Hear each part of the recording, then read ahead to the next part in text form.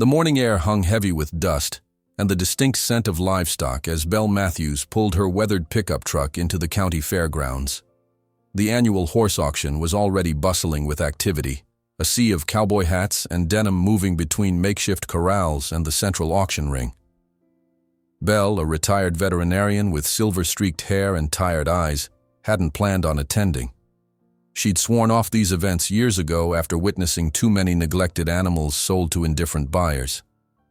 But the call from her friend Sam at Animal Control had been urgent. "There's this horse, Belle. Found abandoned on the side of Route 16. Someone just dumped him there, can you believe it? We're mandated to put him in the auction, but he's in rough shape. I thought maybe you'd want to be there." And so here she was, her heart already aching for an animal she hadn't even seen. She parked and made her way toward the holding pens, where the day's merchandise waited their turn. The word alone made her cringe. Merchandise, as if these magnificent creatures were no different than the toolboxes and household goods sold at weekend flea markets. "Belle, over here." Sam waved from beside a pen at the far end, separated slightly from the others. Belle quickened her pace, noting how the other auction-goers gave this particular enclosure a wide berth. When she reached the pen, she understood why. Inside stood a bay gelding, perhaps 15 hands tall, though it was hard to tell with the way he held himself, head low, back hunched, as if trying to disappear. His coat, which might once have gleamed rich chestnut, was dull and patchy. Ribs pressed against skin, and old scars marked his flanks. But what struck Belle most were his eyes, dark, wary, and filled with a resignation that broke her heart. "They're calling him Lot 157, Sam said, his voice low. "No name, no papers. Highway Patrol found him 2 days ago, just standing there on the shoulder. Halter, but no lead rope, like someone just stopped their trailer and unloaded him." Belle gripped the metal railing. "He's severely malnourished, and those scars, we think he was used for roping. See the marks around his hind legs? And probably not treated kindly when he didn't perform." Sam sighed. "We gave him some basic care, but you know the rules. County can't spend much on an abandoned animal. He goes to auction."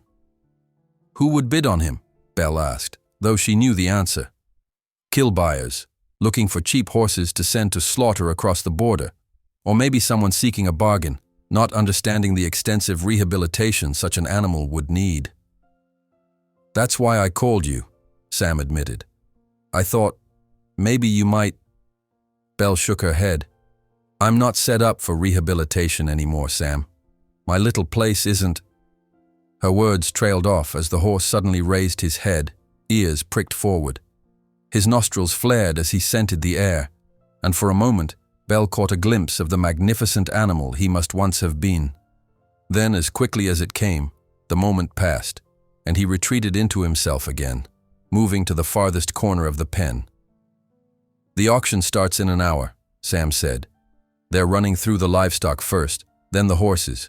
He'll probably be one of the last given his condition." Belle nodded, her mind racing. She couldn't take on another rescue. Her small property already housed 2 retired therapy horses and an ancient donkey. Her bank account couldn't handle the veterinary bills that would come with rehabilitating this broken animal. And yet, "I'll stick around," she said finally. "Just to see." As Sam left to attend to his duties, Belle remained by the pen. She noticed how the gelding tracked every movement around him with tense vigilance. When a child ran past, laughing loudly, he flinched as if expecting a blow. When a man in a cowboy hat approached to look him over, the horse backed into the corner, trembling visibly until the man moved on with a dismissive wave. "You've been through hell, haven't you?" Belle whispered. She reached into her pocket and pulled out a dried apple slice, a treat she always carried for her own horses. Carefully, she extended her hand over the railing, palm flat. The treat offered without demand or expectation. The gelding eyed her, then the apple, with deep suspicion. He made no move to approach. "That's okay," Belle said softly. "No rush. It's yours if you want it." She placed the apple slice on the rail and stepped back a pace, giving him space. For several minutes, nothing happened. Then, with exquisite caution, The horse took a single step forward, then another. His neck stretched out, nostrils working as he scented the offering. Belle remained perfectly still, barely breathing. With a swift motion, the gelding snatched the apple slice and retreated, chewing quickly as if afraid someone might take it away. Belle smiled sadly. Such a small thing, to be so precious to him. The auction grounds grew more crowded as start time approached. Belle heard snippets of conversation as people passed, ranchers discussing cattle prices, families excited about their first pony, horse traders analyzing the day's offerings with calculating eyes. Few spared more than a glance for lot 157. "Not worth the feed," one man commented to his companion as they passed. "Be better off as dog food."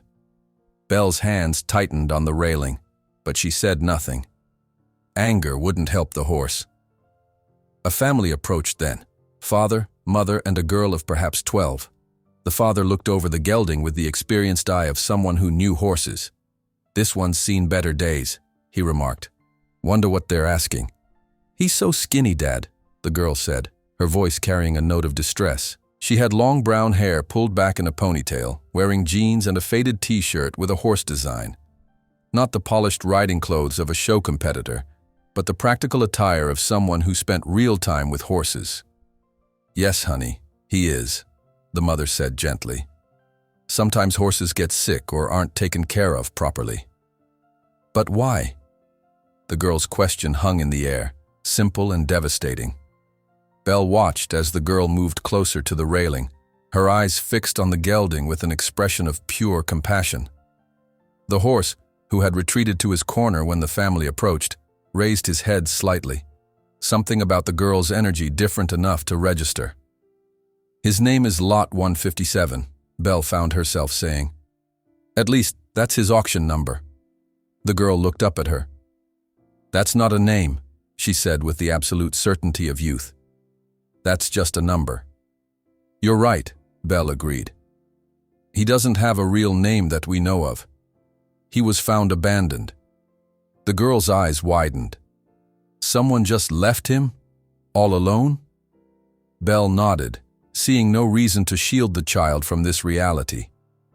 The girl turned back to the horse, her expression resolute. "That's terrible," she said, then addressed the gelding directly. "I'm sorry that happened to you." To Belle's surprise, the horse took a small step forward, his ears flicking toward the girl's voice. Something in her straightforward empathy seemed to register with him in a way adult caution hadn't. The father placed a hand on his daughter's shoulder. "Come on, Lily. The auction's about to start, and we should find seats if we're serious about bidding on a riding horse for you." "Dad," Lily said, not moving, her eyes still on the gelding. "What's going to happen to him?" The father hesitated, exchanging a glance with his wife. "Well, honey, someone will buy him. Maybe someone who rehabilitates horses, or he'll go to slaughter," Belle said quietly, earning a sharp look from the mother. But Belle couldn't find it in herself to sugarcoat the truth. "That's often what happens to horses in his condition at auctions like this." Lily's face paled. "They'll kill him, just because he's skinny and scared?" Her voice rose with indignation. "That's not fair. It's not his fault." "Lily," her mother soothed, "we came to find you a horse that's ready to ride. You've been saving for 3 years, remember? This poor animal needs medical care and special attention." "But Mom..." "Your mother's right," Belle interjected. "This horse would need months of rehabilitation before anyone could even think about riding him, and he might never fully trust humans again, given what he's been through." Lily looked at Belle, then back at the gelding, who had maintained his tentative position, watching the girl with wary interest. "I don't care about riding right away," she said firmly. "I care about him." The loudspeaker crackled to life, announcing the start of the auction. People began moving toward the main arena, the crowd thinning around the holding pens. "We should go find seats," the father said more firmly this time. "Come on, Lily." The girl hesitated, then reached into her pocket and pulled out what looked like a sugar cube. With deliberate movements, she placed it on the rail, just as Belle had done with the apple slice earlier. "I'll come back," she promised the horse, allowing her parents to guide her away toward the auction arena. Belle stayed behind, watching as the gelding cautiously approached the rail again. He took the sugar cube with the same quick defensive motion as before, but this time, he didn't immediately retreat. Instead, he stayed near the rail, his eyes following the direction in which Lily had disappeared. "Made quite an impression on you, did she?"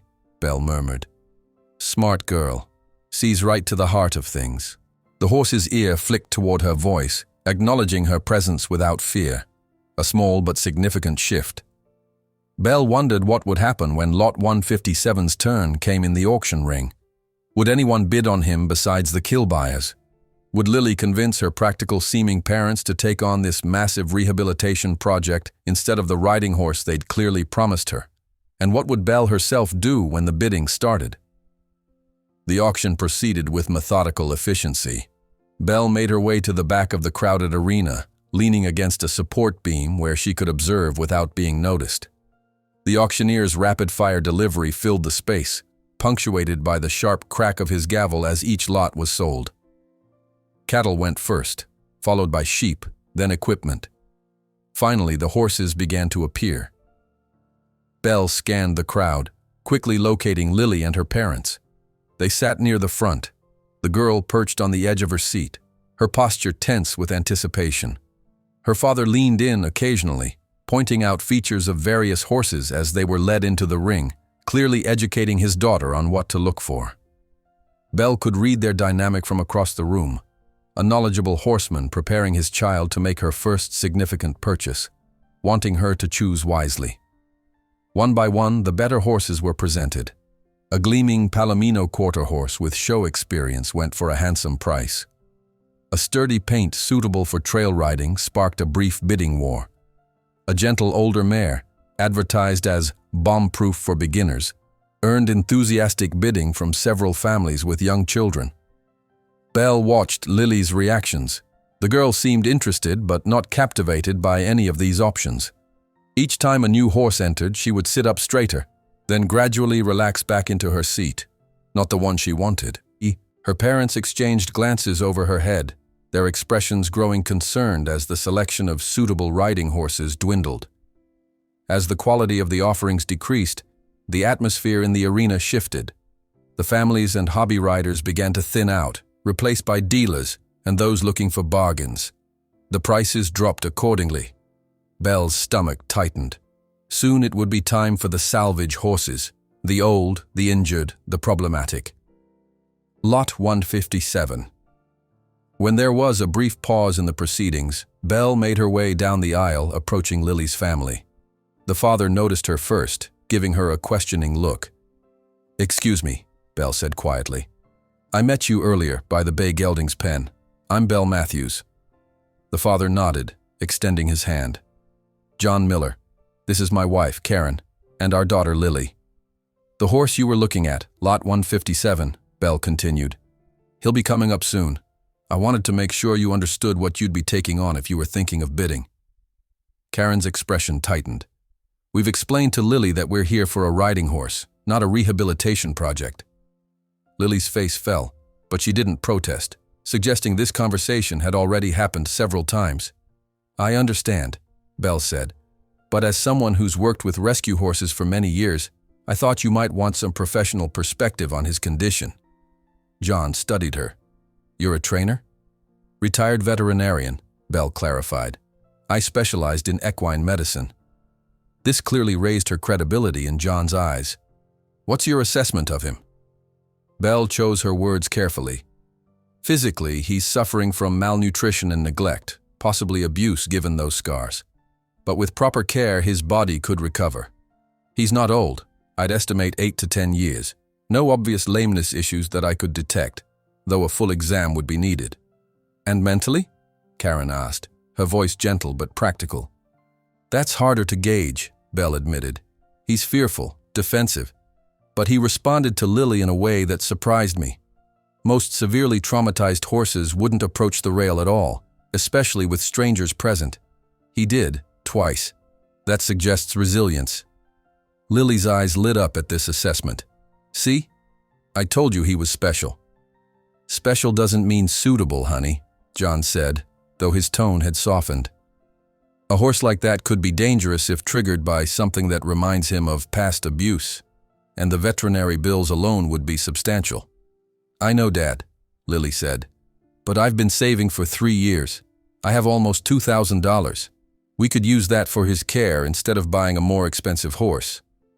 Belle was impressed by the girl's dedication, but John shook his head. That would be gone in a month with the kind of rehabilitation he needs.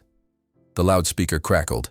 Next up, Lot 157, Bay Gelding, age unknown, no papers. Belle's heart jumped as the gelding was led, or rather, dragged, into the ring. He balked at the entrance, eyes wild at the crowd and lights. The handler, impatient, jerked the lead rope. The horse flinched but followed, his entire body trembling visibly even from a distance.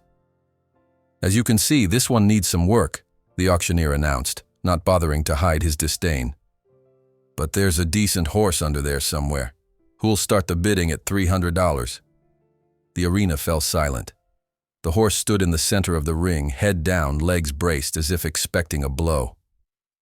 All right, let's be realistic. $200. Anyone at $200? A hand went up in the back, a man Belle recognized as a regular kill buyer. We have $200. Do I hear $250? Lily turned to her parents, eyes pleading. Her mother placed a restraining hand on her arm, shaking her head slightly. $200 once, $200 twice, $250. The words left Belle's mouth before she'd fully formed the thought. Every head in their vicinity turned to look at her. We have $250, the auctioneer confirmed. Do I hear $300?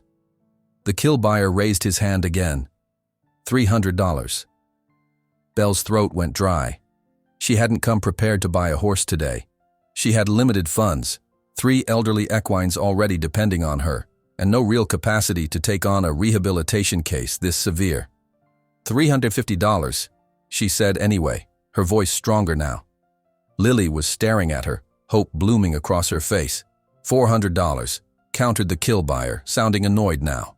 Belle hesitated. $400 was significant money for her, plus the trailer transport, immediate veterinary care, special feed, supplements. $500. Lily's voice rang out clear and determined. Her parents stared at her in shock. Lily, her mother hissed, we didn't agree. $500 from the young lady in the front, the auctioneer said, sounding amused. Do I hear $550? The kill buyer twisted in his seat to see who was bidding against him. When he spotted Lily, his expression hardened. $550. $600, Lily countered immediately. John placed his hand on Lily's shoulder. Honey, stop. That's a lot of money, and we haven't discussed this. But Dad, they'll kill him, Lily whispered, loud enough for Belle to hear. Tears welled in her eyes. I can't let them kill him. The kill buyer raised his hand again. $650. Belle saw the devastation on Lily's face as the bidding exceeded her means. The girl's shoulders slumped, defeat washing over her. In that moment, Belle made a decision she knew she might regret. $800, she called out firmly. The kill buyer turned to look at her, irritation plain on his face. He assessed her quickly, an older woman not dressed like someone with deep pockets. After a moment's consideration, he shook his head slightly and lowered his hand. $800 going once, going twice, sold to the lady in the blue jacket, the auctioneer announced, bringing down his gavel with finality. Belle felt lightheaded. What had she just done? Lily turned to her, face radiant with relief. You bought him. You saved him. I did, Belle said, still processing her impulsive action. But I'm not equipped to give him what he needs right now. Lily's parents exchanged a long look, seeming to communicate without words in the way of couples who've been together many years. Finally, John sighed and nodded almost imperceptibly. We have land and stables, Karen said carefully. And apparently, a very determined daughter. Perhaps we could work something out. Belle studied them, assessing. What are you suggesting? A partnership of sorts, John elaborated. You bought him, But maybe we could board him at our place, share the expenses and the rehabilitation. You have the veterinary expertise we lack. And I could help care for him every day, Lily added eagerly. I've been studying natural horsemanship. I know it takes patience and consistency. Belle considered the offer. It wasn't ideal. She preferred to oversee rescue rehabilitations personally. But the alternative was trying to accommodate a traumatized horse in her already crowded small property, stretching her limited finances to the breaking point. I'd need to see your facilities, she said cautiously, and we'd have to agree on a care and training approach. These cases can go badly if not handled properly. Of course, John agreed. We understand this isn't a typical situation. The gelding was being led out of the ring now, still trembling, unaware that his fate had just dramatically changed. I should go complete the paperwork, Belle said, suddenly remembering the practical aspects of her purchase. We'll come with you, Karen offered. If we're going to do this together, we might as well start now. As they made their way out of the arena, Lily fell into step beside Belle. What are you going to name him? She asked. Name him? Belle hadn't thought that far ahead. He can't be Lot 157 forever, Lily insisted. He needs a real name. Belle looked down at the earnest young face beside her. Why don't you think about it? A good name will come. Lily nodded seriously, accepting this responsibility with characteristic determination. It has to be the right name, something that means he's not forgotten anymore.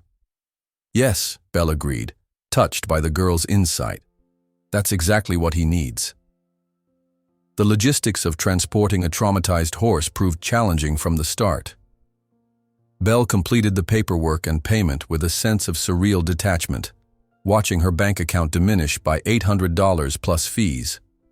Meanwhile, John Miller had gone to prepare their horse trailer, leaving Karen and Lily to wait with Belle near the loading area. Have you done this before? Karen asked quietly, while Lily stood a few feet away, watching the pen where their new acquisition waited. Rescued a horse in this condition, I mean. Belle nodded.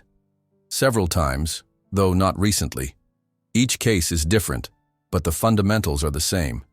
Patience, consistency, and recognizing that healing happens on the horse's timeline, not ours. Karen's face softened with something like relief. I'm glad you'll be guiding us. John knows horses. He grew up on a ranch. But rehabilitation is different from training. Very different, Belle agreed. The first rule is to forget any normal timeline. This horse may take months just to accept a human touch without flinching. Rather than looking discouraged, Karen smiled. Lily has the patience of a saint when it comes to animals. You saw how she connected with him already. Belle had seen it, and it gave her hope. Still, she felt compelled to be realistic. Children can sometimes bond with traumatized animals in surprising ways. But this horse has clearly been abused. Even with the best intentions, there could be dangerous reactions if he's triggered. We'll be careful, Karen promised. John and I won't leave them alone together. John returned then, backing his truck and trailer into the loading area. It was a well-maintained rig, not new but clean and solid. Belle was relieved to see it was a spacious slant-load trailer with good ventilation, much less claustrophobic than many stock trailers. Ready when you are, he said, joining them. How do you want to handle this, Belle? She appreciated that he deferred to her expertise. Let's take it slow. I'll go in first with a lead rope. No sudden movements. If he panics, we back off and try again. The goal is to make the trailer feel like a safe space, not a trap. Sam from Animal Control appeared with the gelding on a lead rope. The horse was planted firmly in place, head high, nostrils flared as he eyed the trailer. Good luck, Sam said, handing Belle the rope. He didn't much care for loading this morning. Belle took the rope with a gentle, "Thank you," and turned her attention to the horse. She didn't immediately try to lead him. Instead, she stood quietly beside him, letting him feel her presence without demands. "Hey there," she said softly. "I know trailers are scary. Bad things have happened in trailers before, haven't they? but this time is different. Lily had moved closer, though she maintained a respectful distance at her father's insistence. "Can I help?" she asked in a hushed voice. Belle considered this. Normally, she'd want as few people involved as possible when handling a nervous horse. But she'd seen how the gelding responded to Lily earlier. "Come stand beside me," she instructed. "Move slowly and speak quietly." Lily followed these directions precisely, approaching with measured steps and stopping at Belle's side. "Hi," she said to the horse. "Remember me? We're going to take you to your new home today." The gelding's ear flicked toward her voice, though his body remained tense. "He remembers you," Belle confirmed. "That's good." With Lily at her side, Belle began moving toward the trailer, not pulling on the lead rope, but creating a gentle suggestion of forward movement. The horse resisted initially, planting his hooves and leaning back. "It's okay," Belle soothed. "No rush." John and Karen watched anxiously from a distance. Belle could tell John was fighting the urge to intervene with a more direct approach, but he respected her methods enough to stay back. After several minutes of gentle coaxing, the gelding took a tentative step forward, then another. Belle and Lily matched his pace, never pulling, just encouraging. When they reached the trailer ramp, he stopped again, snorting nervously. "What if I go in first?" Lily suggested. "So he can see it's safe." Belle hesitated. The trailer isn't familiar to him. Nothing about this situation feels safe to him yet. "But I could show him," Lily insisted. "If he sees me go in and nothing bad happens." It was unconventional, but Belle found herself nodding. "All right, but move very slowly, and if I tell you to come out, do it immediately." Lily beamed and began to inch her way up the ramp, talking softly to the horse the entire time. "See? It's just a trailer. Nothing scary in here. We're going to take you somewhere nice, with grass and trees, and no one will hurt you ever again." The gelding watched her intently, ears forward, clearly processing this strange development. When Lily reached the inside of the trailer and turned around, still talking, something in the horse's demeanor shifted. He took a tentative step onto the ramp. "That's it," Belle encouraged. "Good boy." The loading process took nearly 45 minutes, but eventually the gelding stood trembling inside the trailer, Lily at his head, stroking his neck and murmuring reassurances. Belle secured the trailer with extreme care, making sure nothing would startle or injure him during transport. "I'm impressed," John said as Belle finally exited the trailer. "I was ready to call it a day and try again tomorrow." "He wants to trust," Belle replied. "That's half the battle. Your daughter has a gift." They decided Belle would drive her own vehicle and follow the Millers to their property. As they pulled away from the auction grounds, she felt the familiar mix of emotions that came with every rescue: hope tangled with anxiety, determination shadowed by doubt. Had she done the right thing? Was this family truly prepared for the challenges ahead? The drive took just over an hour, winding through rural countryside that gradually gave way to more wooded terrain. Belle followed John's truck up a gravel driveway that opened onto a modest but well-maintained horse property. A farmhouse painted white with green trim sat on a gentle rise, while below it spread several fenced pastures and a large red-painted barn. 2 horses grazed in one of the pastures, a dappled gray mare and a chestnut gelding, both looking healthy and content. The setup was far better than Belle had dared hope. This was a home where horses were valued and properly cared for. John parked the trailer near the barn, positioning it so the ramp would open onto a small, enclosed paddock. Smart, Belle thought. Give the new arrival a controlled space to decompress before introducing him to a larger environment. Unloading went more smoothly than loading. The gelding seemed almost eager to exit the confined space, though he balked again at the ramp. With Lily's patient encouragement, he eventually stepped down into the paddock, immediately raising his head to scent the air of his new surroundings. "What do you think?" John asked Belle as they watched the horse explore the perimeter of the paddock, keeping a wary distance from the humans. "It's perfect for now," she replied honestly. The enclosed space will help him feel secure while he adjusts, and having the other horses in sight but not too close is ideal. Karen appeared from the house with a tray of lemonades. I thought everyone could use a refreshment after all that excitement.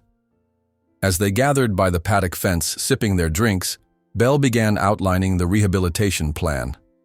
First priority is a full veterinary exam, but not today. Let him settle in. I can come back tomorrow with my kit and give him a thorough checkup. He needs a name, Lily declared, setting down her glass. We can't keep calling him or the horse. Any ideas? Belle asked. Lily watched the gelding, who had found a patch of grass and was tentatively nibbling. I was thinking, maybe Phoenix. Phoenix, Belle repeated, the bird that rises from the ashes. Reborn. Is it too dramatic? Lily asked, suddenly uncertain. Belle smiled. It's perfect. He's being reborn into a new life. Phoenix. John tested the name. I like it. Strong but hopeful. Karen nodded agreement. Phoenix it is. As if hearing them, the newly named Phoenix raised his head, ears pricked in their direction. For a brief moment, something almost like curiosity replaced the fear in his eyes. I think he approves, Belle said. Lily beamed. Phoenix, she called softly. Welcome home. The horse didn't approach, but he held their gaze for several seconds before returning to his grazing, a small but significant acknowledgement of his new identity. Later, as Belle prepared to leave, she found herself reluctant to go. The Millers had shown her the stall they'd prepared for Phoenix, filled with fresh bedding and equipped with an automatic waterer. They'd discussed feed options and agreed on a gradual introduction to quality hay and a specialized rehabilitation formula Belle recommended. Everything was being done right. Yet Belle felt the familiar protectiveness that came with every rescue. I'll be back first thing tomorrow, she promised. Call me if anything concerns you overnight. We will, John assured her. And Belle, thank you, not just for saving him, but for trusting us to be part of his journey. Belle glanced back at the paddock, where Lily sat cross-legged on the ground a respectful distance from Phoenix, simply keeping him company. The girl had insisted on staying with him until dark, not approaching, just being present. I think we're all part of each other's journeys now, Belle said softly, and knew it was true. The following weeks established a rhythm to Phoenix's rehabilitation. Belle arrived early each morning to check on him before heading to her own small farm to care for her animals. She'd return in the afternoon to work with him alongside Lily, whose school schedule meant she was only available after 3. John handled the morning and evening feedings, while Karen kept meticulous records of Phoenix's weight, appetite, and behavior. The veterinary examination on that first day had confirmed Belle's initial assessment. Phoenix was severely malnourished, but showed no signs of disease or permanent lameness. His teeth needed floating, and his hooves required immediate attention from a farrier. But these were manageable issues. The deeper wounds were psychological. He flinches when anyone raises a hand near his face, Belle explained to Lily during their third session together. They sat on overturned buckets outside Phoenix's paddock, observing him from a distance. That tells me he was struck repeatedly, probably with a crop or whip, given those marks on his flanks. Lily's face clouded with anger. I don't understand how anyone could do that. Some people see horses as tools, not living beings, Belle said. They think fear is the fastest way to obedience. But it's not, right? Fear just makes them scared, not trusting. Belle smiled at the girl's intuitive understanding. Exactly. Our job now is to show Phoenix that humans can be trusted, that not every raised hand means pain. Progress came in tiny increments. The first breakthrough happened on day 5, when Phoenix took an apple slice from Lily's palm without retreating immediately afterward. By the end of the second week, he would approach the fence when Lily arrived, recognizing the sound of her bicycle tires on the gravel driveway. Belle watched their relationship develop with a mixture of admiration and caution. She'd seen this before, the special bond that sometimes formed between a damaged animal and a particular human. It was beautiful but also delicate, easily disrupted if pushed too quickly. Remember, she cautioned Lily regularly. Patience above all else. Let him set the pace. To her credit, Lily never showed frustration, even on days when Phoenix seemed to regress, keeping to the far corner of his paddock and refusing to acknowledge their presence. On those days, she would simply sit and read aloud from whatever book she was currently enjoying, her voice a gentle constant in his environment. By the 1-month mark, Phoenix had gained noticeable weight. His coat, with proper nutrition and grooming, began to show hints of the rich bay color it must once have been. The farrier had managed to trim his hooves, though it had taken 3 visits and considerable patience. Belle's careful tracking showed his progress in objective terms, but the most meaningful changes were harder to quantify. "He's different today," Lily announced when Belle arrived one sunny afternoon in early October. The girl was sitting on the top rail of the fence, a position Belle had finally allowed once Phoenix seemed comfortable with closer human proximity. "Different how?" Belle asked, joining her at the fence. "He keeps looking at the other pasture, where Domino and Maple are. I think he's lonely." Belle had noticed this too. After the initial period of recovery, horses typically did better with equine companionship. They were herd animals by nature, but introducing a traumatized horse to others required careful consideration. "We need to be sure he's ready," Belle cautioned, "and that your other horses will accept him without too much dominance behavior.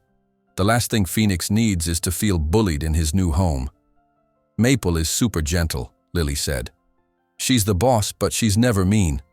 And Domino follows her lead in everything." Belle nodded thoughtfully. "Let's try something. Why don't you bring Maple to the fence line where they can see each other up close, but still have the barrier between them? We'll gauge their reactions." Lily hopped down from the fence and went to fetch the gray mare. Belle watched as Phoenix tracked the girl's movement across the property, his ears forward with interest. When Lily returned leading Maple, Phoenix's entire demeanor changed. He straightened, neck arched, nostrils flaring as he assessed this new development. Maple, for her part, seemed only mildly curious about the newcomer. She allowed Lily to lead her to the shared fence line without resistance. Phoenix approached cautiously, stopping several yards away, clearly conflicted between fear and social instinct. "This is good," Belle murmured to Lily. "He's interested but not panicking, and Maple is calm, which helps." They stood quietly, giving the horses time to observe each other. After several minutes, Phoenix took a few steps closer. Maple stretched her neck over the fence, not toward Phoenix directly, but in a casual gesture of exploration. Phoenix froze, then moved forward again until they were about 10 feet apart.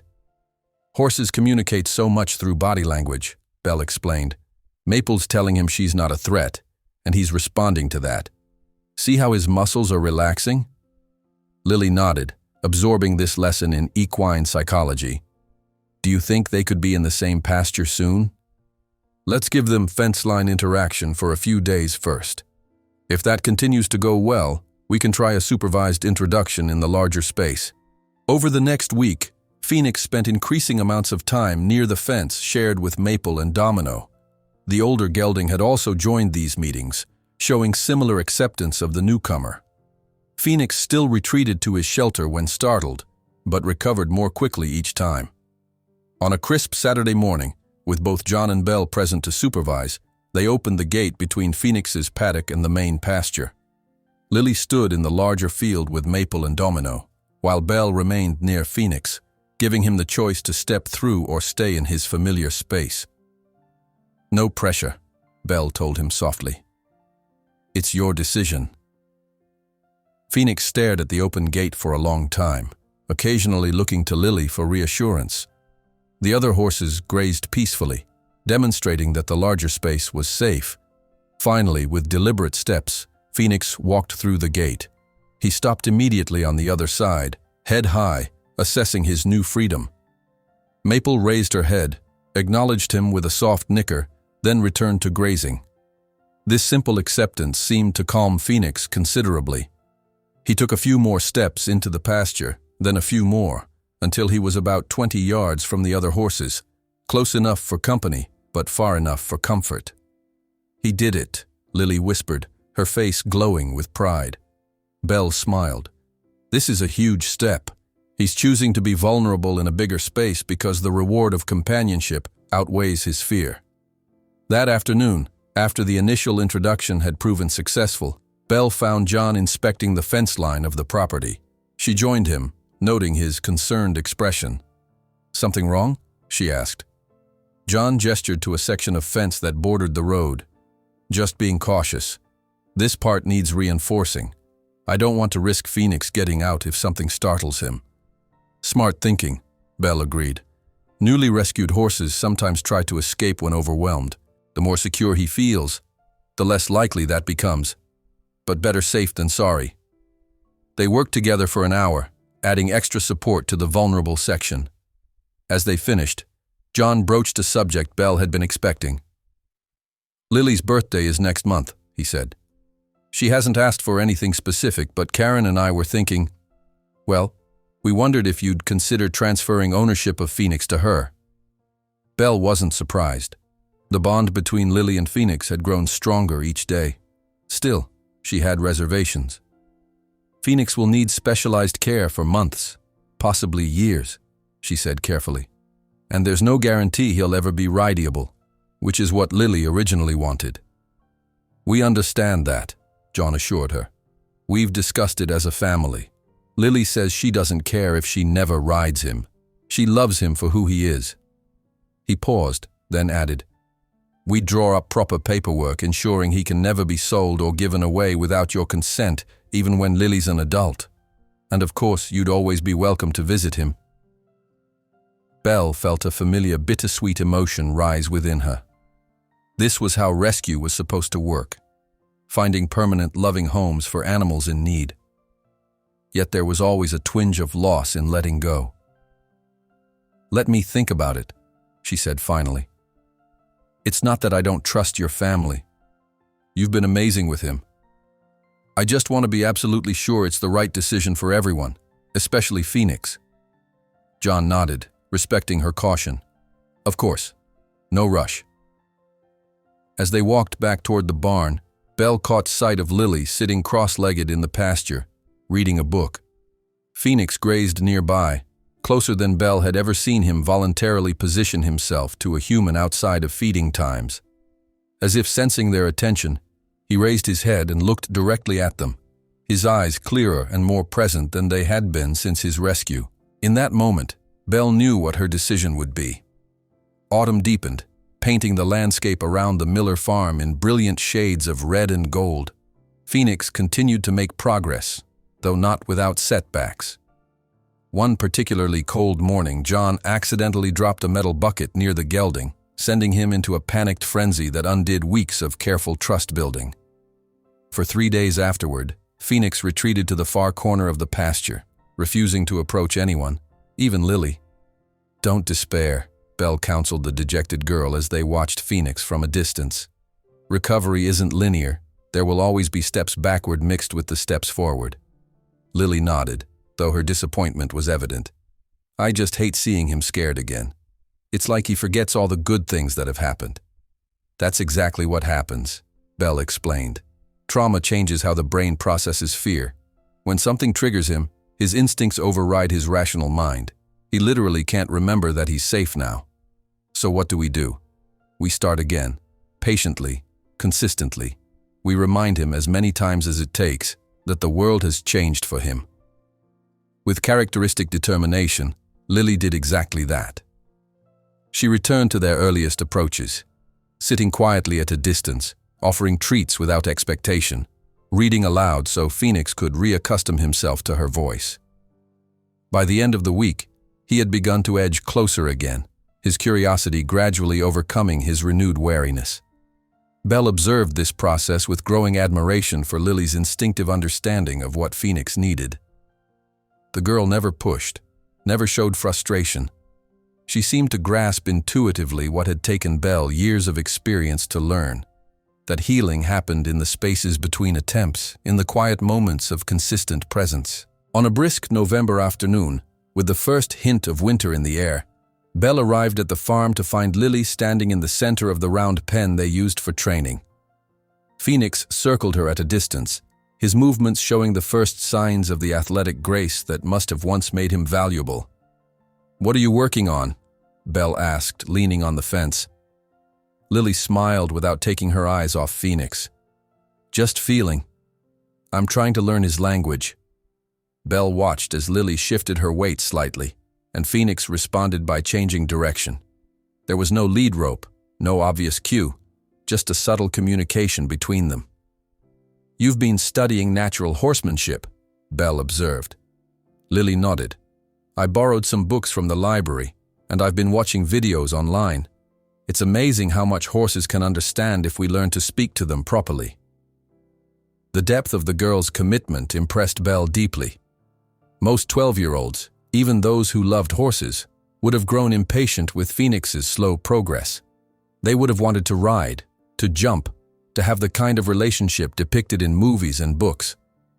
But Lily seemed content with these small victories, these quiet moments of connection. As Lily's birthday approached, Belle finalized her decision about Phoenix's ownership. She consulted with a lawyer who specialized in equine matters, drawing up a contract that would transfer ownership to Lily while establishing safeguards for Phoenix's future. The document specified that Belle would retain right of first refusal if the Millers ever needed to rehome him, and included provisions for his ongoing care. The day before Lily's birthday, Belle invited the entire Miller family to her small farm. She wanted them to understand her background, to see the other animals she had rescued over the years. "This is Willow," she told Lily, introducing her to an ancient donkey with a graying muzzle. "She came to me 15 years ago from a petting zoo that was shutting down. And those two are Hector and Helena, retired therapy horses. They worked with disabled children for most of their lives." Lily moved from animal to animal, greeting each with genuine interest and respect. John and Karen explored the modest property, noting the practical layout designed for easy care of elderly equines. "It's not fancy," Belle acknowledged, "but it's been home to many animals who needed a soft landing in their final years." "It's wonderful," Karen assured her. "You can feel how much love has gone into this place." Over a simple lunch at Belle's kitchen table, she shared more of her history, her career as a veterinarian, her transition to rescue work, the challenges and rewards of rehabilitating abused animals. "I want you to understand why I'm cautious about Phoenix," she explained. "Every rescue feels personal to me. They become part of my extended family, even when they don't stay with me physically." "We respect that completely," John said, "and we're honored that you're considering us as Phoenix's permanent home." "Not just considering," Belle replied, reaching for a folder beside her chair. "I've made my decision." She slid the folder across the table. Inside was the ownership contract, along with a handmade card for Lily's birthday.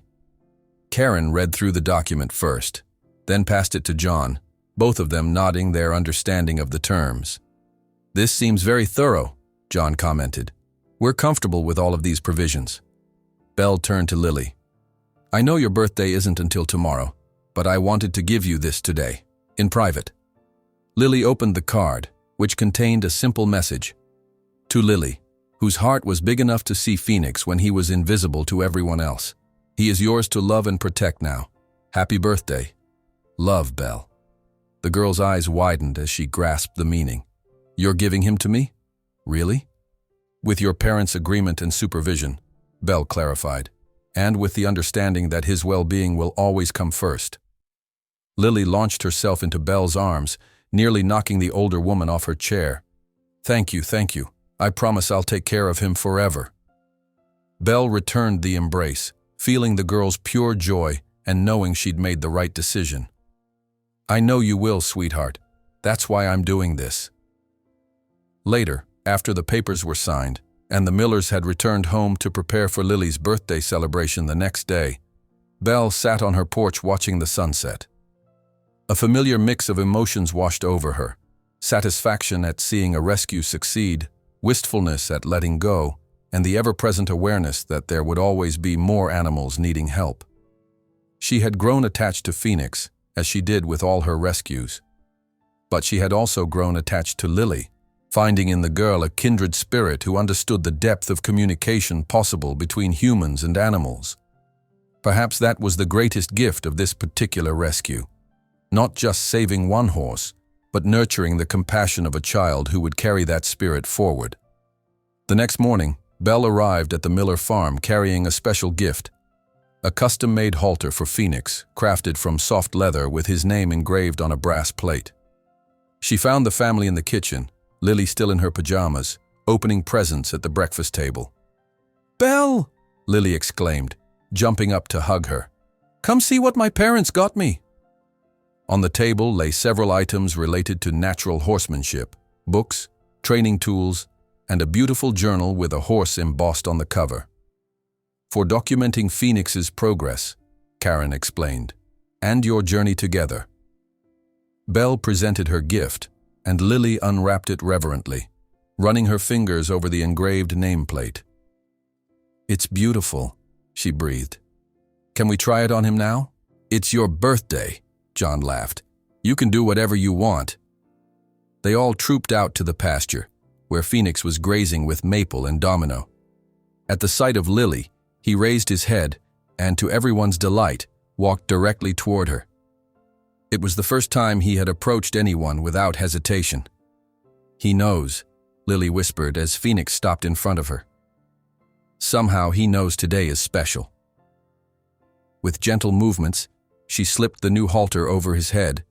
Phoenix accepted it calmly, standing still as she secured the buckle. Then, in a moment that brought tears to Belle's eyes, the horse lowered his head and rested his muzzle against Lily's shoulder, the equine equivalent of a hug. "Happy birthday, Lily," Belle said softly. "I think Phoenix has a gift for you too." Winter descended on the farm with a gentle persistence, transforming the landscape into a quiet wonderland of white. Phoenix experienced his first snowfall with typical caution, testing the strange white substance with tentative hooves before deciding it wasn't a threat.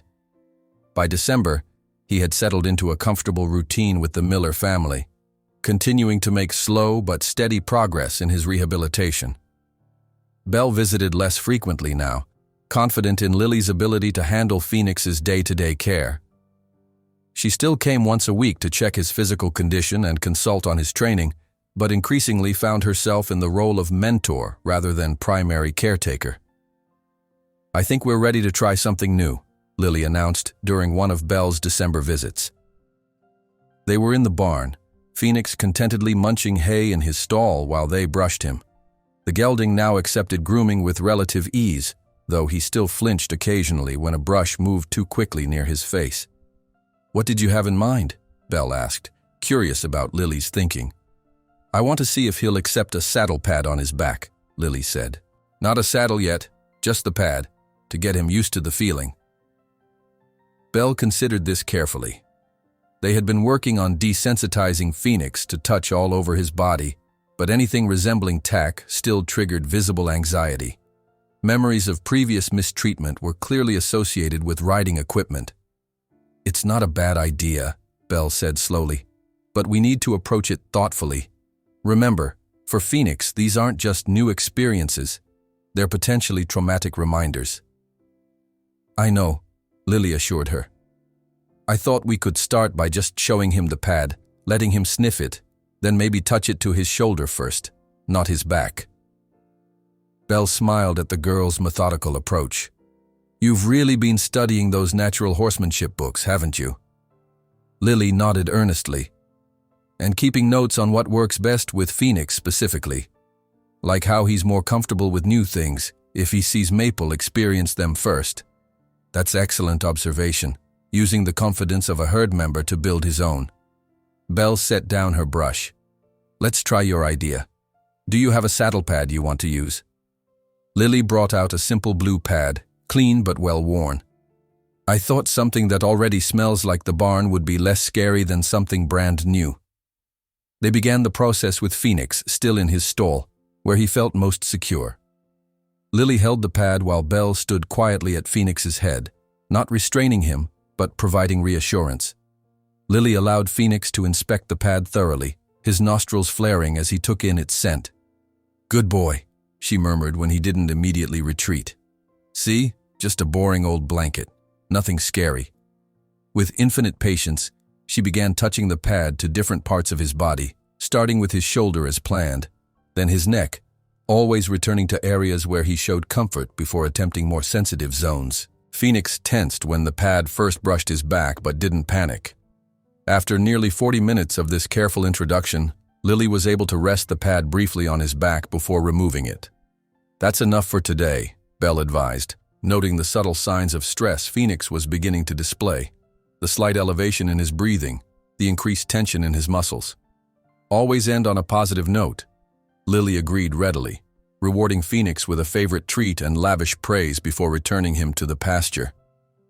As they watched him trot away to rejoin Maple and Domino, Belle felt a surge of pride in both horse and handler. "You know," she said thoughtfully, "I've been doing this work for nearly 20 years, and I'm still amazed by the resilience animals can show when given the chance." "He's so brave," Lily agreed, her eyes following Phoenix across the pasture.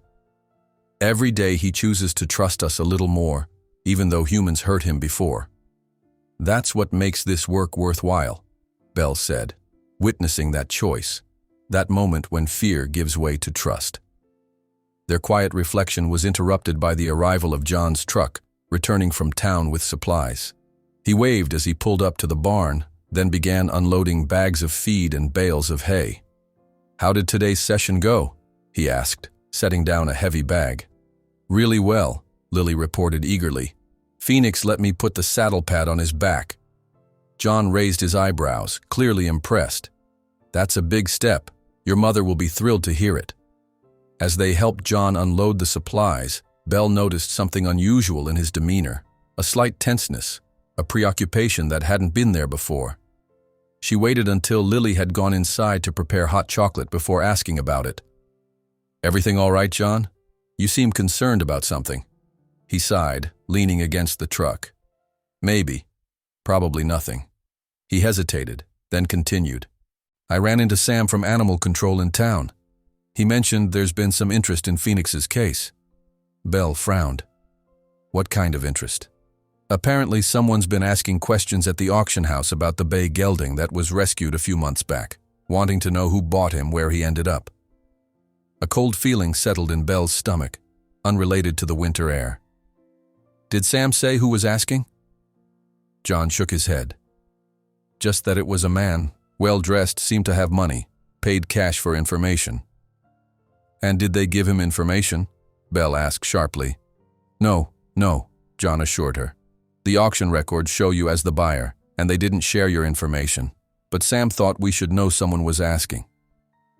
Belle nodded slowly, her mind racing through possibilities. It could be nothing. Maybe someone who saw him at the auction and had second thoughts about not bidding. Or... She didn't need to complete the thought. They both knew the other possibility, that Phoenix's former owner was looking for him. The gelding had no identifying papers or microchip, nothing to prove legal ownership prior to Belle's purchase. But that didn't mean someone couldn't cause trouble if they were determined enough. "I didn't want to worry Lily," John said quietly. "She's so happy with the progress they're making." "I think that's wise for now," Belle agreed. "But let's take some precautions. Maybe move Phoenix to the back pasture for a while, away from the road. And I'd suggest keeping the gates locked, even during the day." John nodded grimly. "Already planning on it. Karen and I discussed installing security cameras too, just to be safe." The sound of the farmhouse door opening interrupted their conversation as Lily emerged with steaming mugs. "Hot chocolate delivery," she called cheerfully. Belle accepted a mug with a smile that didn't quite reach her eyes. As Lily chattered about her plans for continuing Phoenix's training through the winter, Belle found her gaze repeatedly drawn to the gelding in the distant pasture. He had come so far, found safety and the beginnings of happiness. The thought of anything threatening that progress filled her with quiet determination. "Belle, did you hear me?" Lily's voice broke through her thoughts. "Sorry, sweetheart. What did you say?" "I asked if you'd help me research some gentle groundwork exercises we could do in the indoor arena on snowy days." Belle refocused her attention on the eager young face before her. Of course. That's a great idea. In fact, why don't I bring over some of my reference books next time? You can keep them here to study. As they finished their hot chocolate and Belle prepared to leave, she exchanged a meaningful glance with John. No words were necessary. They both understood the unspoken agreement to protect Phoenix and Lily from whatever, or whoever, might be looking for the rescued horse. Driving home through the snow-covered countryside, Belle couldn't shake the uneasy feeling that had settled over her. Experience had taught her that rescue work sometimes came with unexpected complications. Phoenix's story, it seemed, wasn't quite finished yet. January brought biting cold and frequent snowstorms, turning the Miller farm into an isolated haven. The family implemented the security measures they had discussed, moving Phoenix to the back pasture, installing cameras at the entrance and barn, and keeping gates locked at all times. For several weeks, there were no further signs of anyone asking questions about the bay gelding, and Belle began to hope that the mysterious interest had been a fleeting inquiry rather than a serious search. Phoenix, meanwhile, continued to flourish under Lily's attentive care. The indoor arena proved invaluable during the harsh winter weather, allowing them to maintain a consistent training schedule regardless of conditions outside. Using the groundwork exercises Belle had recommended, Lily worked with Phoenix daily, building his confidence and responsiveness. By mid-January, Phoenix was comfortable wearing not just the saddle pad, but a lightweight saddle as well, though no one had attempted to mount him yet. That step, Belle insisted, should wait until they were absolutely certain of his readiness, both physically and emotionally. Rushing that milestone could undo everything we've accomplished, she explained to Lily during one of their sessions. They were in the indoor arena, where Phoenix was demonstrating his newfound comfort with having the girth tightened, a process that had initially caused him significant anxiety. "I'm not in a hurry," Lily assured her, running a hand along Phoenix's neck as he stood calmly beside her. "Honestly, I almost don't care if I ever ride him. Just seeing him happy is enough." Belle smiled, once again struck by the girl's unusual maturity. "That's exactly the right attitude. But for what it's worth, I do think he'll be rideable eventually. He's making remarkable progress." Indeed, Phoenix's transformation extended beyond his physical rehabilitation. His coat now gleamed with health, his eyes were bright and engaged, and he had developed the habit of nickering softly whenever he saw Lily approaching, a sound Belle interpreted as genuine affection. More subtle but equally significant was his integration into the small herd with Maple and Domino. From an anxious outsider, Phoenix had gradually assumed a comfortable middle position in the hierarchy, deferring to Maple's leadership but confidently holding his ground with Domino. This equine social stability contributed enormously to his overall well-being. On a particularly frigid morning in late January, Belle arrived at the farm to find an unfamiliar vehicle parked in the driveway, a sleek black SUV with tinted windows and out-of-state plates. Her heart rate quickened as she pulled up beside it, immediately thinking of the person who had been asking questions. She found John in the kitchen with a visitor, a well-dressed man in his 50s with a neatly trimmed beard and an expensive-looking watch. They were sitting at the table with coffee mugs between them, the atmosphere tense. "Belle," John said with evident relief when she entered. "This is Mr. Crawford. He says he's looking for a horse that might be ours." Belle assessed the stranger carefully, noting his polished appearance and the calculated charm in his smile as he stood to greet her. "Ms. Matthews, I presume. I've heard you were involved in the rescue." His handshake was firm, businesslike. "Thomas Crawford. I believe you may have a horse that once belonged to me." Belle maintained a neutral expression. "We have several horses on the property. Perhaps you could describe the one you're looking for." Crawford nodded, seemingly appreciative of her direct approach. "A bay gelding, about 15.2 hands.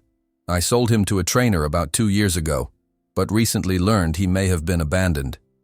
I've been trying to track him down to ensure his welfare." The story sounded plausible on the surface, but Belle's instincts, honed by years of dealing with animal neglect cases, warned her to be cautious. "That's very conscientious of you," she said carefully. "May I ask why you sold him originally?"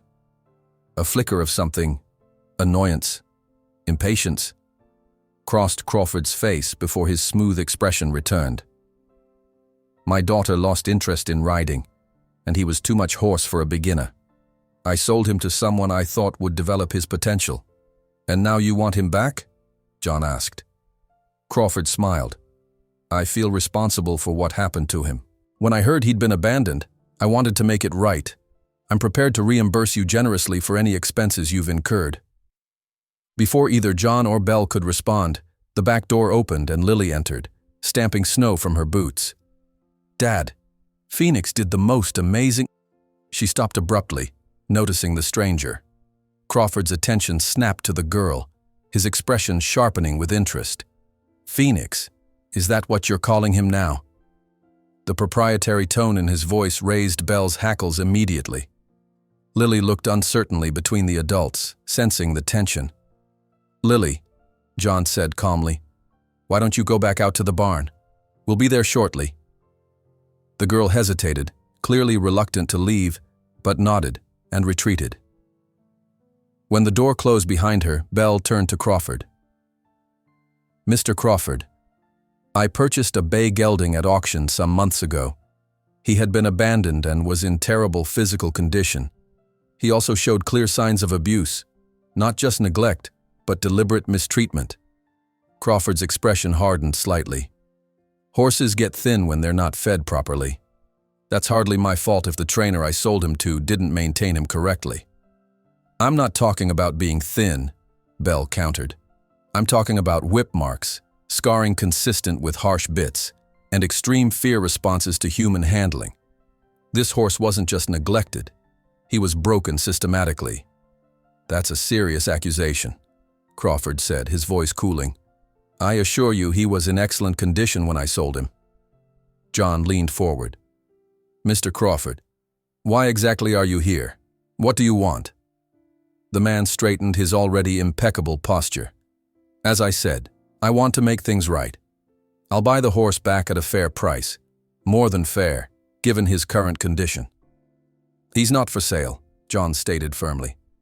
Crawford's mask of civility slipped further. Perhaps I'm not making myself clear. That horse is valuable breeding stock with bloodlines that can be traced to several champions. He was registered as King's Ransom before I sold him. I have the papers to prove it. Belle and John exchanged glances. This was new information and potentially problematic. If Phoenix truly was a registered horse with documented ownership history, the legal situation became more complicated. May we see these papers? Belle asked.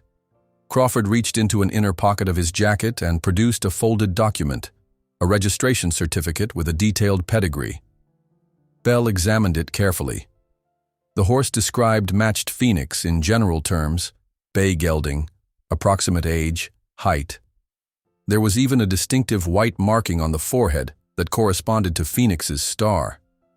This still doesn't explain the condition he was in when he was found, Belle said, handing the paper back. Or why you're only looking for him now, months after he was rescued. I only recently discovered what happened, Crawford insisted, and I've been searching ever since. Ask around at the auction house. I've made no secret of my intentions. Belle nodded slowly. Yes, we heard someone was asking questions. Crawford stood, retrieving his paperwork. I'll give you some time to discuss this privately. I'm staying at the Riverside Hotel in town. I'll expect to hear from you by tomorrow. He removed a business card from his wallet and placed it on the table. I truly do want what's best for the horse, and for your daughter, who seems quite attached. It would be unfortunate if this became a legal matter. The implied threat hung in the air as John showed him out. Belle remained at the kitchen table, turning the business card over in her fingers, her mind racing. When John returned, his expression was grim. What do you think? He asked, dropping heavily into a chair. Belle sighed. I think we have a problem. If those registration papers are legitimate, he has a documented claim of prior ownership. It doesn't give him the right to take Phoenix back. The auction sale was legal, but it could certainly complicate things if he decides to pursue it in court. And do you think he will? Belle thought of the cool determination in Crawford's eyes, the casual display of wealth, the subtle threat in his parting words. Yes, I think he's exactly the type who doesn't like losing what he considers his property. John ran a hand through his hair in frustration. What about Phoenix? What about Lily? Those two have come so far together. I know, Belle said softly. We need to figure out why Crawford really wants him back. I don't believe for a second it's about concern for the horse's welfare. Through the kitchen window, she could see Lily in the distance, a small figure against the snow, walking beside Phoenix as he followed her trustingly across the paddock. The sight strengthened Belle's resolve.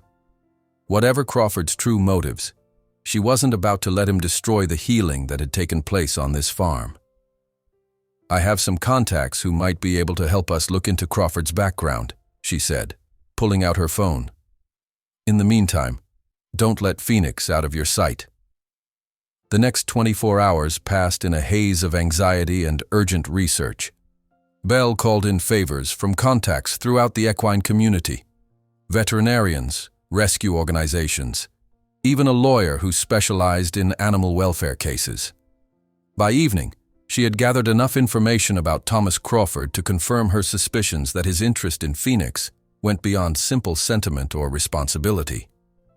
He's a breeder, she explained to John and Karen as they sat at the kitchen table after Lily had gone to bed. Specializes in sport horses for competitive jumping. His operation is quite successful, with several horses placing in national competitions. But Phoenix is a gelding, Karen pointed out. He can't be used for breeding. Belle nodded grimly. That's what doesn't make sense. I spoke with a trainer who worked briefly for Crawford's stables. She said he was ruthless about culling horses that didn't meet his standards. Why would he be so determined to recover a gelding he'd already sold off? Maybe it's pride, John suggested. He doesn't like that his discarded horse ended up in such bad condition. Reflects poorly on him. Maybe, Belle conceded, though she wasn't convinced. Or maybe there's something about Phoenix specifically that makes him valuable. They decided not to tell Lily about Crawford's visit yet, wanting to spare her the worry until they had a clearer understanding of the situation. But the girl was perceptive, and by the next morning, she had sensed that something was wrong. Did something happen yesterday? She asked Belle as they prepared for Phoenix's daily training session. Dad's been checking the security cameras every hour, and Mom jumped when the phone rang. Belle hesitated, then decided that partial honesty was better than leaving Lily completely in the dark. Someone came by who says he used to own Phoenix. He wants him back. Lily's face paled. But he can't take him, right? Phoenix is mine now. We have papers. That's right, Belle assured her. You're his legal owner. But this man might try to cause problems, so we're just being extra careful. Lily absorbed this information with a maturity beyond her years. Is that why Phoenix is staying in the indoor paddock instead of going out to pasture? Yes, just until we're sure everything's okay. The girl nodded solemnly. I'll be extra careful too. I won't let anything happen to him. As they worked with Phoenix in the arena that morning, Belle was struck by how deeply the horse had bonded with Lily. He followed her slightest cues, his attention fixed on her with what could only be described as devotion. Whatever trauma he had experienced in his past, he had somehow found the capacity to trust again, at least with this one special human. Their session was interrupted by the arrival of Megan Winters, the equine lawyer Belle had consulted. John showed her into the arena, where she observed Phoenix and Lily working together for several minutes before speaking. That's impressive, she said finally. How long have you been working with him? About 4 months, Belle replied. Megan raised her eyebrows. And he was auction-bound when you found him? Severely neglected? Worse than neglected. Abused. The lawyer nodded, making a note in her small notebook. That works in our favor. I've reviewed the documentation you sent over. The auction paperwork, the transfer of ownership to Lily, and the information about Crawford. What's your assessment? John asked. Megan chose her words carefully. Legally, your position is solid. The auction sale was legitimate, and Belle's subsequent transfer of ownership to Lily is properly documented. Crawford would have a hard time proving wrongdoing in court. But, Bell prompted, sensing there was more.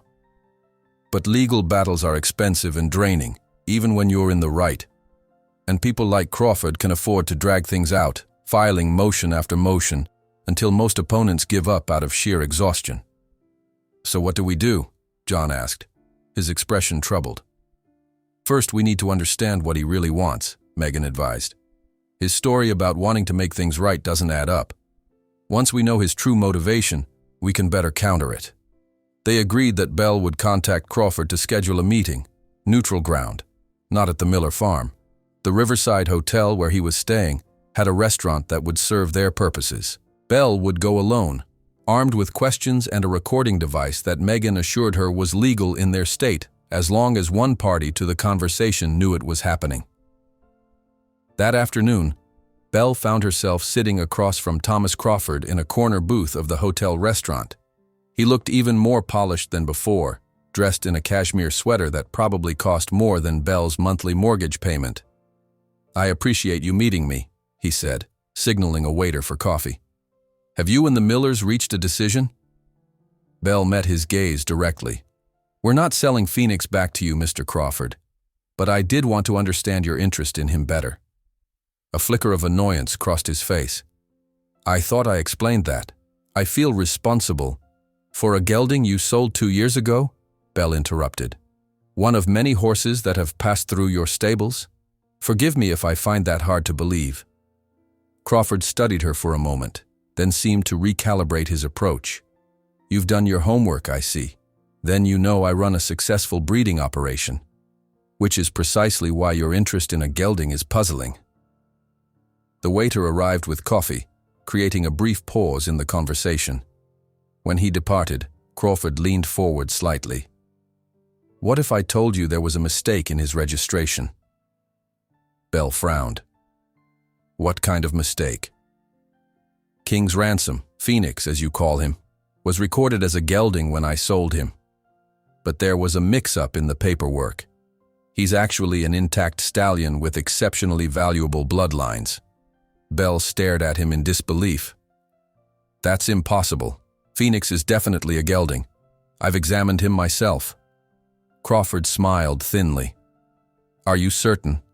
Cryptorchidism can be difficult to detect without thorough examination. One or both testicles may remain undescended." Bell's mind raced. Cryptorchidism, the failure of one or both testicles to descend into the scrotum, was indeed a condition that could make a horse appear to be gelded when it wasn't. But it was usually detected early in a horse's life, and surgical correction was standard practice in valuable breeding stock. "Even if that were true," she said carefully, "it doesn't explain the abuse he suffered after leaving your care." Crawford waved a dismissive hand. "As I said, that wasn't my doing. The trainer I sold him to clearly didn't recognize his value. And you only realized this. When exactly?" "Recently," he admitted. "I was reviewing old breeding records and noticed the discrepancy. Given his bloodlines, if he is indeed still intact, he could be worth a considerable sum as a breeding stallion." The pieces suddenly clicked into place for Bell. Crawford didn't care about Phoenix as an individual. He saw him as a potential gold mine if his suspicions about the horse's reproductive status were correct. "So this isn't about making anything right," she said, unable to keep the disgust from her voice. "This is about profit." Crawford's expression hardened. "It's about recovering valuable property that was lost through a clerical error. I'm prepared to be generous in compensation." "He's not property," Bell countered.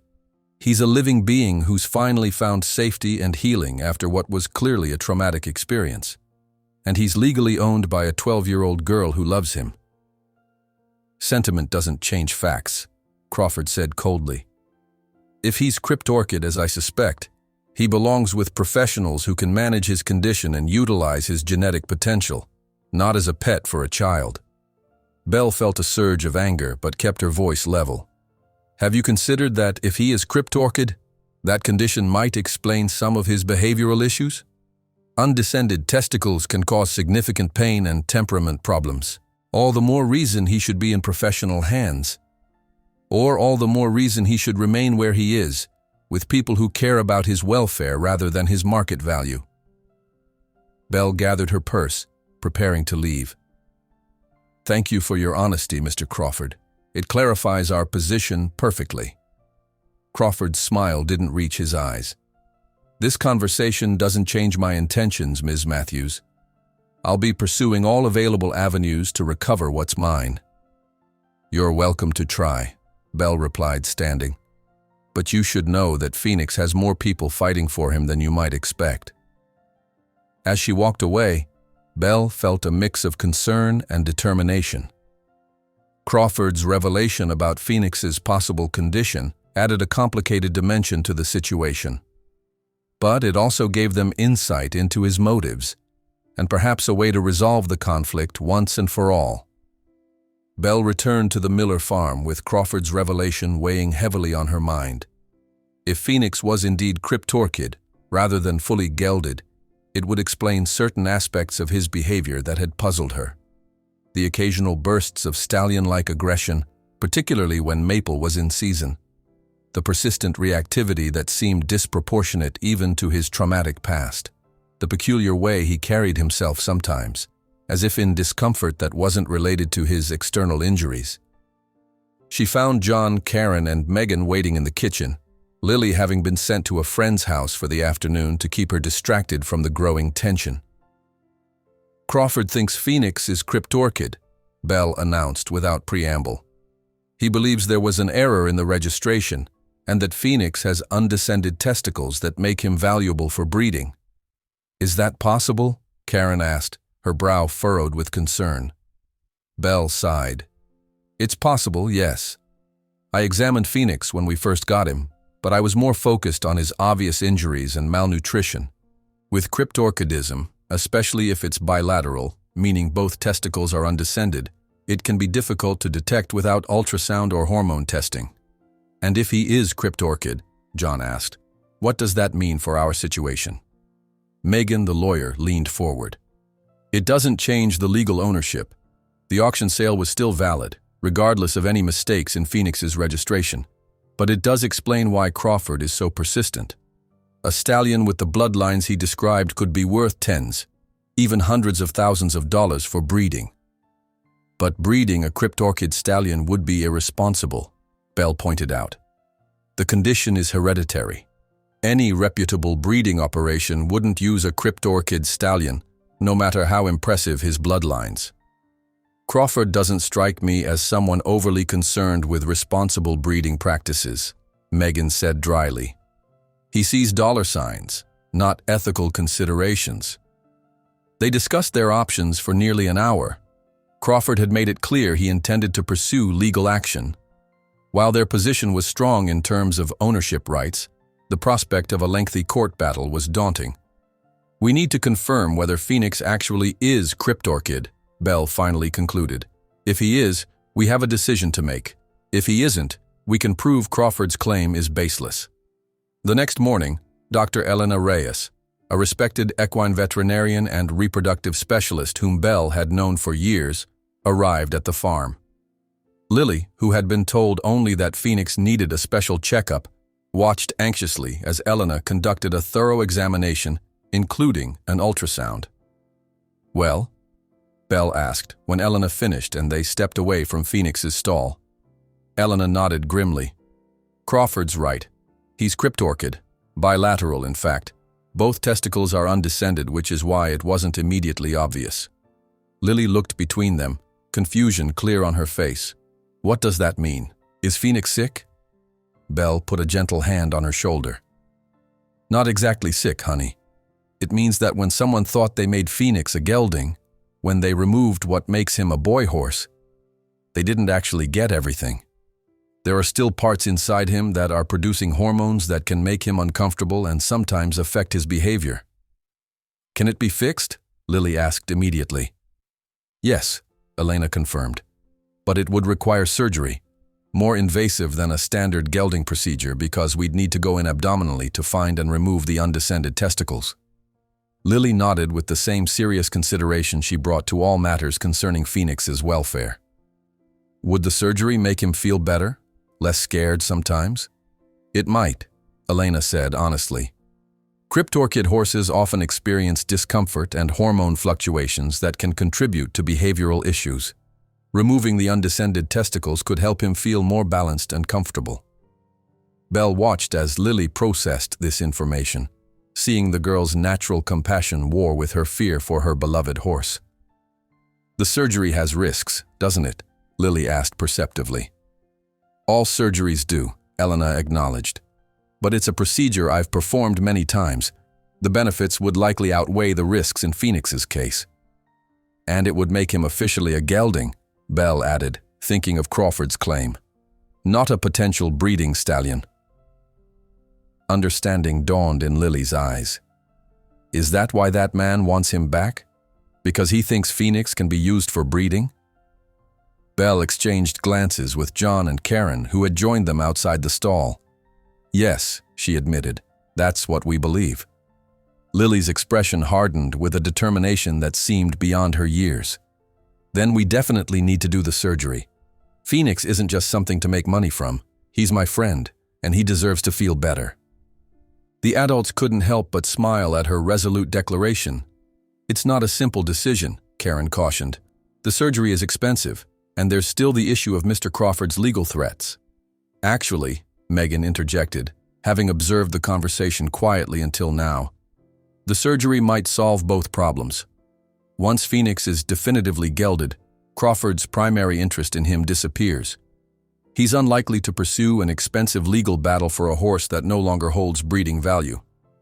They decided to schedule the surgery for the following week, giving them time to prepare both Phoenix and themselves.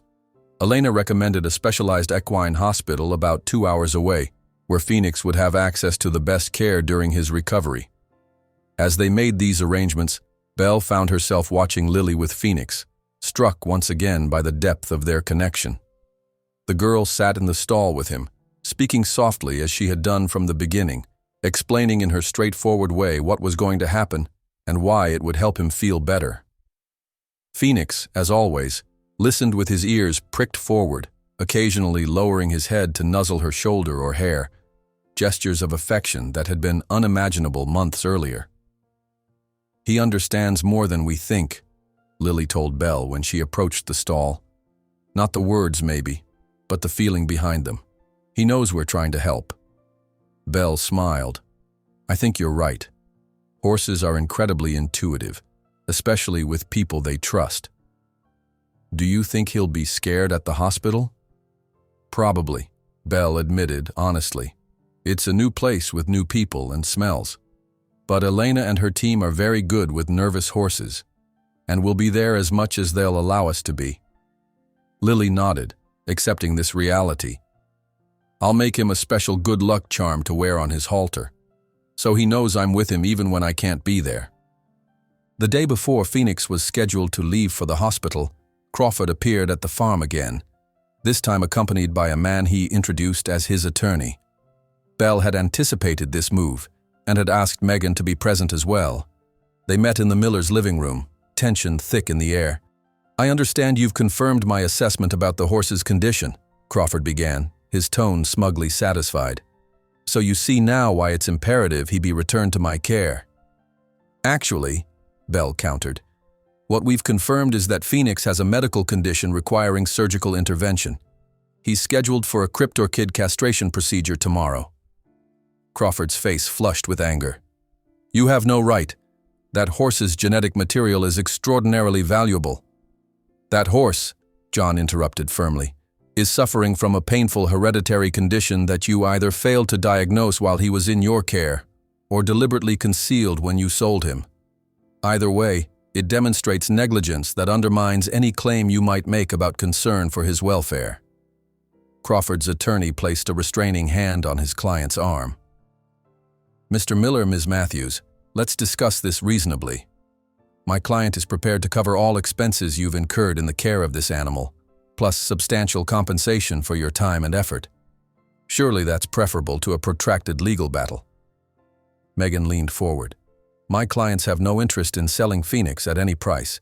His current owner, a minor, has developed a significant therapeutic relationship with this horse, which would be considered by any court as a factor in determining the best interest of the animal. Best interest? Crawford scoffed. The best interest of a valuable breeding stallion is not to be mutilated and turned into a child's pet.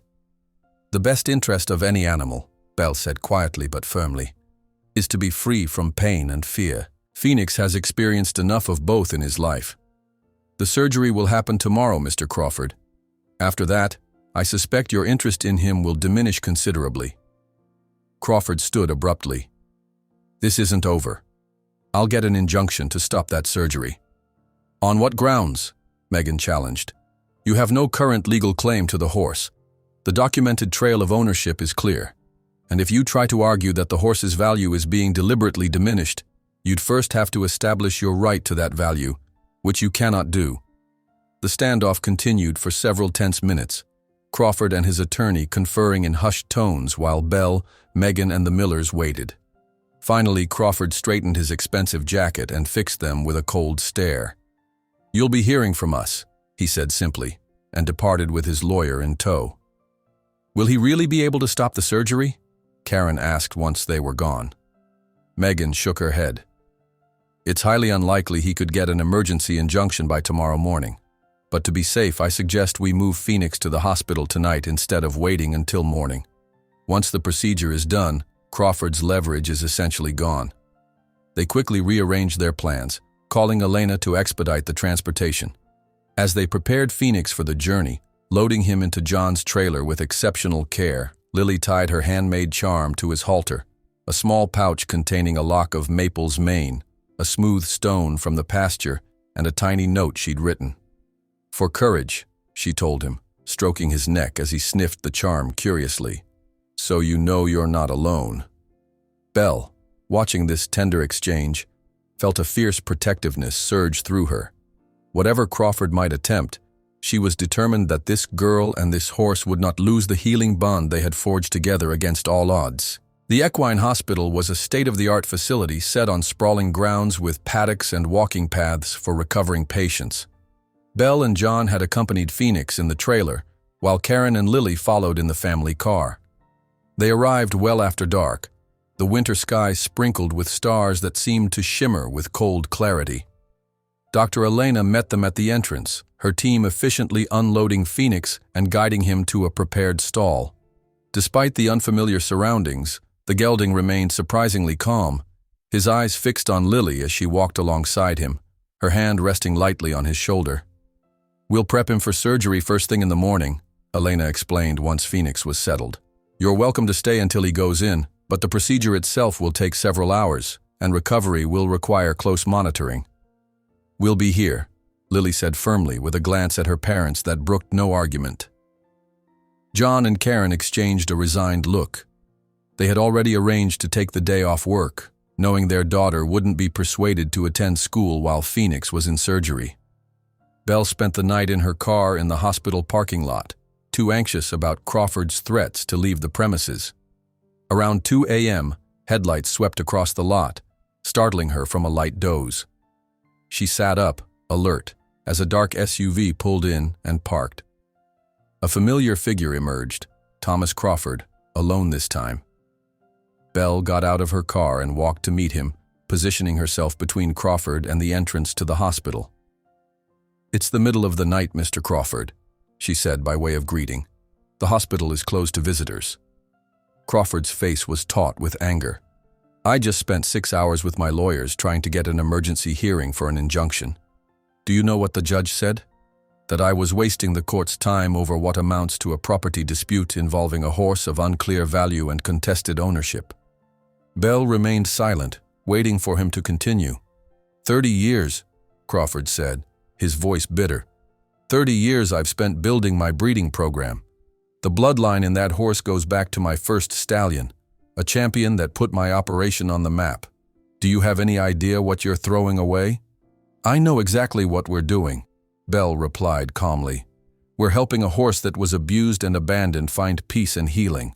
We're honoring the connection he's formed with a child who saw his worth when everyone else saw only his damage. And we're ensuring he never again becomes a commodity to be used and discarded. Crawford's jaw tightened. Such sentimentality. That horse could have sired champions. That horse has a name, Belle countered. Phoenix. And he's already accomplished something more valuable than producing ribbon winners. He's taught a young girl about resilience, patience, and unconditional love.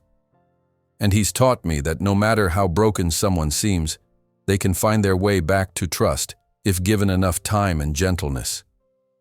They stood in silence for a moment, the cold night air crystallizing their breath. Then Crawford's shoulders sagged slightly, the first crack in his imperious demeanor. "I won't stop the surgery," he said finally, "but I want something in return." Belle raised an eyebrow. "What?" "DNA samples. Before they castrate him. Genetic material that could still be used in my breeding program through artificial insemination." Belle shook her head. "No. The entire point of this procedure is to ensure Phoenix isn't exploited for breeding. His condition is hereditary, Crawford. Passing it on would be irresponsible.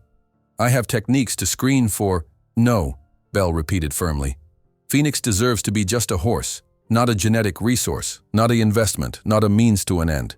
Just a beloved companion animal with the right to comfort and dignity." Crawford's face hardened again, his momentary vulnerability vanishing. "You're making a mistake." "I don't think so," Belle replied. "And deep down, neither do you. You know what happened to him after you sold him. You know he was mistreated, starved, abandoned. Yet your only concern is his reproductive capacity. That tells me everything I need to know about your priorities." Crawford stared at her for a long moment, then turned without another word and got back into his SUV. As the vehicle pulled away, Belle released a breath she hadn't realized she was holding. Something told her they wouldn't be seeing Thomas Crawford again. The surgery began at 7 a.m. Dr. Elena had explained the procedure in detail, how she would make incisions in Phoenix's abdomen to locate and remove the undescended testicles, the anesthesia protocol, the expected recovery timeline. Lily had listened with remarkable composure, asking thoughtful questions that impressed even the veteran surgeon. Now they waited in a small consultation room, Lily alternating between pacing nervously and sitting with her head on her mother's shoulder. John had gone for coffee twice. Belle tried to distract them with stories about other successful rehabilitations she'd been part of, but the tension remained palpable.